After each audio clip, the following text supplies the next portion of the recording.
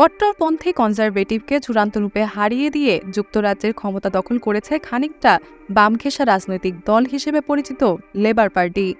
এই ঘটনা অনেকটাই অবাক করেছে রাজনৈতিক বিশ্লেষকদের, কারণ বর্তমানে ফ্রান্স সহ গোটা ইউরোপ জুড়েই ডানপন্থীদের জয় জয়কার। অনেকেই প্রশ্ন তুলেছেন, কট্টরপন্থী ছেড়ে বামজুজু গায়ে মাখা দলের দিকে কেন হঠাৎ ঝুঁকলেন ব্রিটিশরা। তবে বাইরে থেকে এমন মনে হলেও ভূমিধস পরাজয়ের পরও রক্ষণশীলরা আসলে খুব একটা পিছিয়ে পড়েনি। তার যোগ্য উদাহরণ নাইজেল ফারাজ। তার জনপ্রিয় ডানপন্থী দল রিফর্ম ইউকে সাম্প্রতিক নির্বাচনে প্রত্যাশা ছাড়িয়ে গেছে। এর আগে নির্বাচনে দলটির একটিও সংসদীয় আসন না থাকা সত্ত্বেও ফারাজ নিজের এখন নির্বাচনে একটি আসন সুরক্ষিত করেছেন।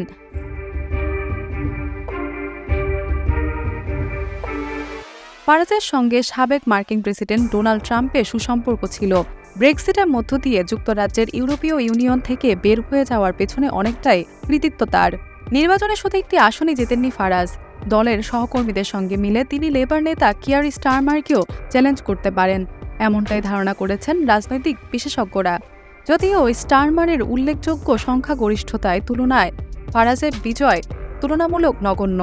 তবে এই কট্টরপন্থী নেতা কনজারভেটিভ পার্টিকে ভবিষ্যতে আরও ডানপন্থীর দিকে টেনে নিয়ে যেতে পারেন।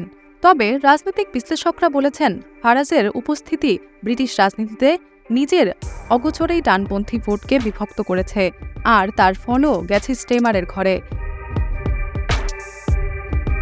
লেবার পার্টি যেসব নির্বাচনী এলাকায় জয়ী হয়েছেন, সেখানে রিফর্ম ইউকের শক্তিশালী অবস্থানের অর্থ হল পার্লামেন্টে কট্টর ডানপন্থীদের প্রভাব উপেক্ষা করা কঠিন।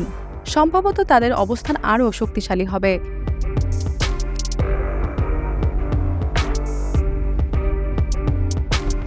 যুক্তরাজ্যের অন্যান্য ইউরোপীয় দেশগুলোর মতো একই সংকটে ভুগছে।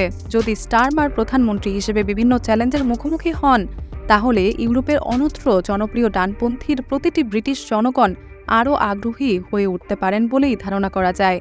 তবে অনেক বিশ্লেষকের মতে ব্রেক্সিটের মতো নানা ইস্যুতে কনজারভেটিভদের প্রতি মানুষের ক্ষোভ বাড়ছিল। সেই সঙ্গে ঋষি সোনাকের নেতৃত্বাধীন দলের মধ্যে আন্তঃকলহ ছিল তীব্রতর।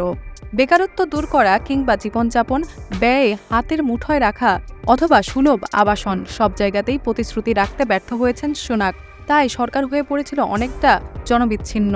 আর সেই জায়গাতেই দাঁড়িয়ে রাজনীতিবিদ আর সরকার আবারও মানুষের কাছে ফিরিয়ে নিয়ে যাওয়ার প্রতিশ্রুতি দিয়েছেন স্টারমার। সেই সঙ্গে অভিবাস নীতি নিয়ে তিনি কড়া ভাষণ দিয়ে নজর কেড়েছেন সবার। সব মিলিয়ে ত্রাহি দশা থেকে মুক্তির আর পরিবর্তন আকাঙ্ক্ষা থেকেই মানুষ লেবার পার্টিকে ভোট দিয়েছে।